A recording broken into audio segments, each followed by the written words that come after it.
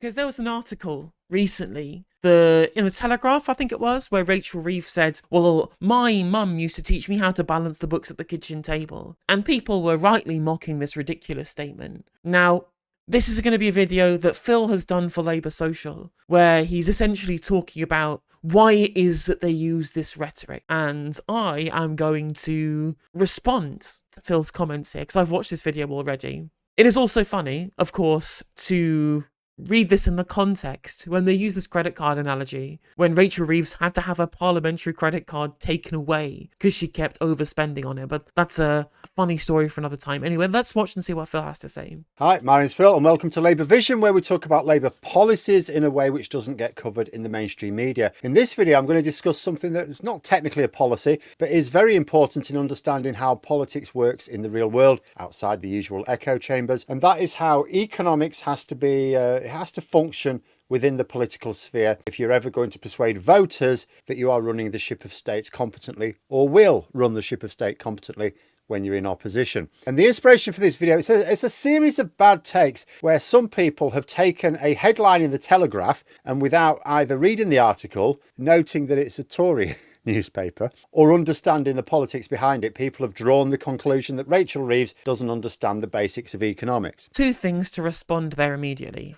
The first thing I will respond with is the fact that it's a Tory newspaper doesn't mean anything anymore. People aren't reading these newspapers the vast majority of the time in paper. These articles are getting shared on the internet. People are reading them on the internet. People don't just go to their singular newspaper they buy every day anymore. That's a thing of the past. Most people are getting the news from their apps online, and no matter whether it's in a Tory or a non-Tory media outlet, a non-Tory newspaper, people are still going to be looking at the things that get said here and they're going to critique it, or are they going to use it as a way of understanding what platforms politicians are using. Second of all, our complaint about this headline, our complaint about this statement that Rachel Reeves is using here, isn't that we think Rachel Reeves doesn't understand how the economy works. She was a banker at the central bank, at the Bank of England. Like, we know that she knows how the economy works. What we're critiquing here is the fact that she is, despite knowing this isn't true, lying to the public about how it works.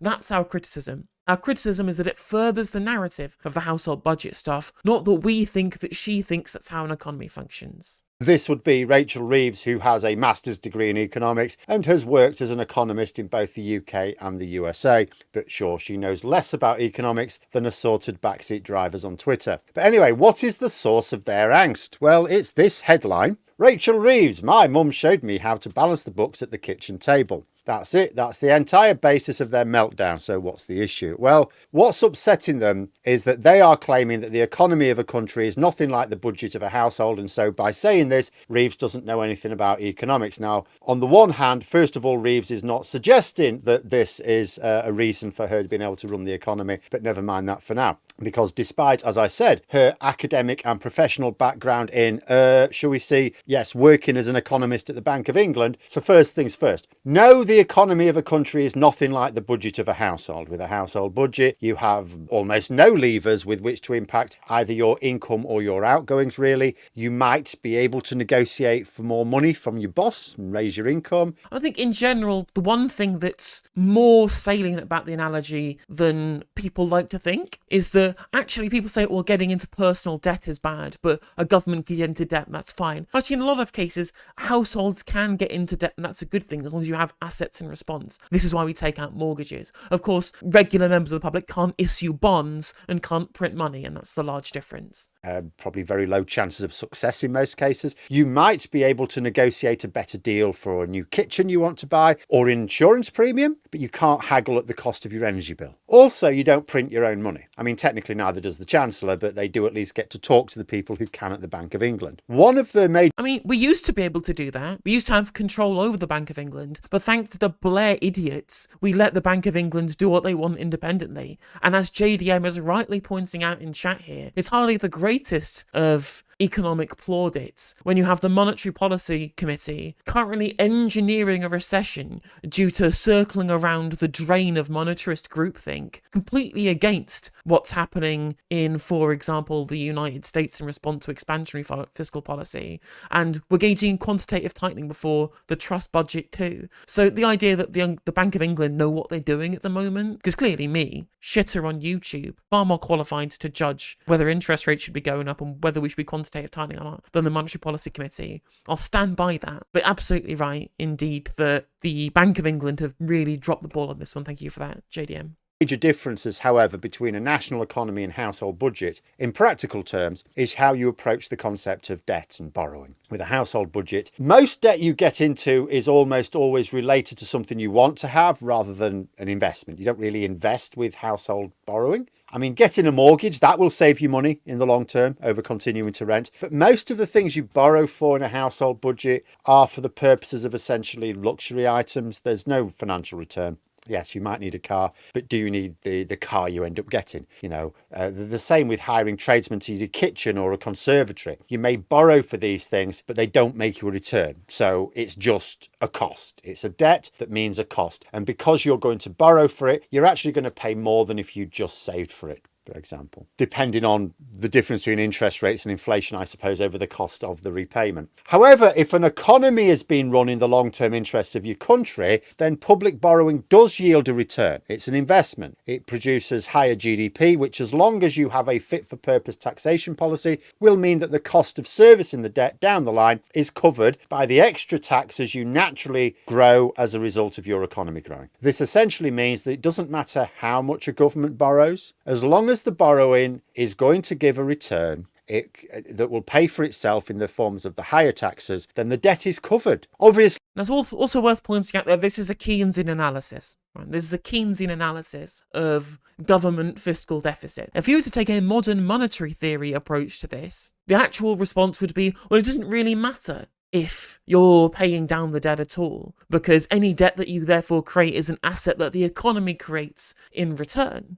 So the only actual limit isn't whether or not the budget or the deficit will go down or the national debt will go down as a percentage of GDP. The actual matter is, are you keeping inflation down, and is there more productive capacity available? Those are the limits you're spending, not can you bring down the debt to GDP ratio, because it doesn't really matter when you're a sovereign currency issuer. The limiting factors on public spending are, is your spending inflationary, and is there abilities for you to grow into more productive capacity? Because number two will influence number one. Obviously, you do have to be wary of economic crashes of the sort we saw with the banking crises and COVID, so you still need to be sensible. But ultimately, borrowing is less like borrowing for household budgets. It's more like borrowing for expanding your business. And although managing a national economy, particularly one that has its own currency, is also not like managing a business budget, it would be much better to think of it like that than a household budget. So why do we have this endless string of senior politicians of all parties who imply that their skills with a household budget are in any way relevant to their ability to manage a national economy? The reason is that the average voter literally knows nothing about economics. All I know of economics is what I have chosen to read and otherwise research out of my interest in politics. Most people don't do that. So here comes the crux of why I wanted to watch and respond to this video. Why, Phil? Why do you think that people don't understand how economics works? Why do you think that people think about the economy in terms of a household budget? Why do you think that this lie has gone unchallenged for so long? A lie that really only actually started truly in a post-Thatcher era. People understood broadly within the economy that you could, under a Keynesian model, pay down the debt by getting higher growth through deficit spending. We did that for the entirety of the post-war consensus period. That was consensus economics. There was literally Butskillism quoted as this kind of regularised Keynesian economics, which is a portmanteau of Butler from Rab Butler, the Tory Chancellor, and Gaitskell from Hugh Gaitskell, the Labour Chancellor, that they both had very similar macroeconomic policy. And during that period, people all understood that an economy for a government is not the same as a budget for a household. Why do you think that people still think the wrong type of thing now in a post-Thatcher world? Because our media and our politicians, crucially, do not challenge that narrative. The narrative was created by Thatcher using political consensus from her political messaging and rhetoric, and then was not challenged at all for 40 years until Corbyn happened. And now we're back to square one, lol, because Rachel Reeves and Keir Starmer and Lucy Powell and Bridget Phillips and all the people on the front bench who keep talking about it do so in household budget terms. And this comes to why we disagree with this article. As I said before, we don't think it's because we think that she's wrong, or that we think that she doesn't know that she's being wrong. We think that she is damaging our own cause by failing on this specific narrative. And the reason why this is a problem that it's happening now, because I know the response people will say to this will be, but they're not in government yet, Helena. They've not won the election to then be able to set a different narrative. First of all, I would contest the idea that you cannot set narratives from outside of power. Clearly you can, because the economic and macroeconomic output of the Conservative government has failed miserably and people are looking for alternatives. Second of all, people liked their £28 billion borrowing pledge, despite the fact that they should dislike it under the paradigm that we've been living in for 45 years. And third of all, and the biggest one of all of these things, is that if Labour do win, if Labour win in 2024, and they have promised that they will manage the economy like a household budget, that debt will fall as a percentage of GDP, that they're not going to go and increase budget deficits now to pay them down later through growth, when the press criticise the things that they do, they will have no riposte. They will have no response, because the press will go, you've increased the deficit, your budget has a deficit in it, so the debt will increase, you can't be trusted with the economy, and all of this gigantic poll lead completely evaporates, and they lose in 2030. Say there's a different situation where you've run for an entire electoral cycle up until now, until the election 2024, going, we are going to borrow money, we are going to be running deficits, we will pay down those deficits with growth, and this is how Keynesian economics works. You'll see when you elect us, if anybody from the press comes back and says, your budget you've got here that's got a deficit involved, well, you're not trustworthy with the economy, you have the easiest response possible. You respond and you say, we ran on the platform that this is what we were going to do. We have done this. This is what the people wanted. You are wrong. And then 3 years down the line, when the next election comes, and the debt to GDP ratio may be higher, may be low, but the interest rates might have gone down, the country hasn't collapsed, things are looking better, the investment is paying off, and public services aren't as grim as they once were, you'll be able to go back to the electorate and say, the sky hasn't fallen down, you trusted us to run the economy, we ran deficits and it wasn't a problem, the media are liars, and here we are in a better position. That is the key difference, because if you just admit and you play into the rhetoric like's been done by Rachel Reeves right here in this article that Phil is quoting, they open up, they completely leave the goal open for the media to criticise them for them not having that same rhetorical position or economic position after the election is done. And that is the most important point of all of this. Because we will not win. Left-wing politics as an ideology will not win unless we can change people's minds on this. We will not win unless we can change this mind. Unless we can alter the public perception of economic spending. We will not win. We might win elections, but we won't win the war. We won't win the hearts and minds of people. We won't change the country for the better. Because that, fortunately for me, is what's important, rather than having a prime minister or a chancellor with a red rosette. I've never had a single formal lesson during my time at school or university because, well, the government don't make even basic economics compulsory, and I followed a scientific path at A-level and beyond. And the same is true of almost all voters. They don't know the first thing about economics. Ask them to distinguish between the role of the Bank of England and the role of the Treasury. They don't know. If you're lucky, some might know that the Bank of England sets interest rates and the Treasury decides policies on taxation and public spending. That is probably the best you can hope for, and most voters may not even come up with that. It is a combination of the fact that there is no requirement from the government to teach people about economics, and our privatised media being more than happy for people to think that the national budget works basically the same as any other budget, including a household budget, which everyone is familiar with. And because there is no universe in which it's a good idea to tell a voter that they are too ignorant to understand economics, so they shouldn't worry their pretty little head about talk of borrowing and fiscal rules, just leave it to us, then politicians, even those genuinely wanting to deliver a stronger economy, have to conclude with this to an extent. After all, I mean, do you not think there is a world in which you can just make a positive case for it and then people can learn by osmosis? Why is he only trying to say that the only possible way that you can try and rhetorically position yourself on the back of the positive case for expansionary policy is only through the lens of telling voters that they're wrong? Even Keir Starmer, in that interview we watched with Kate McCann on Times Radio, said that that was the case that they were making. Emily Thornberry made the same statement that I've just made that they should be saying on Question Time. When a voter said, aren't we in enough debt already? And Emily Thornberry said, well, actually what we can do is we can pay that down with higher growth. And nobody responded badly to this. And it wasn't her just telling the public that they're idiots who don't know what they're talking about. Consent is manufactured, implicitly but not explicitly. You don't have to explicitly say everybody's wrong, nobody knows what they're talking about, but trust us, we'll be good. You just have to manufacture the consent through smart rhetoric. The idea that you can imply that the only way of selling this narrative is by telling the voters that they're wrong, it just isn't the case. What is Rachel Reeves supposed to say in order to persuade voters that she's on their wavelength when it comes to managing the economy? Yes, she could try plugging her credentials. She could try saying, I've got a master's degree in economics and I've had a career as an economist before I entered Parliament, but that's not relatable for most people. But managing a household budget is. It's also reflecting a political reality. If you look at polling which asks the public whether they're happy to borrow for investment or whether they want nationalised public services, most people answer positively. And you hold up these polls as evidence that Labour actually have more freedom than they seem to be acting with. But there are a couple of things to take into account. First, we have a first past the post system.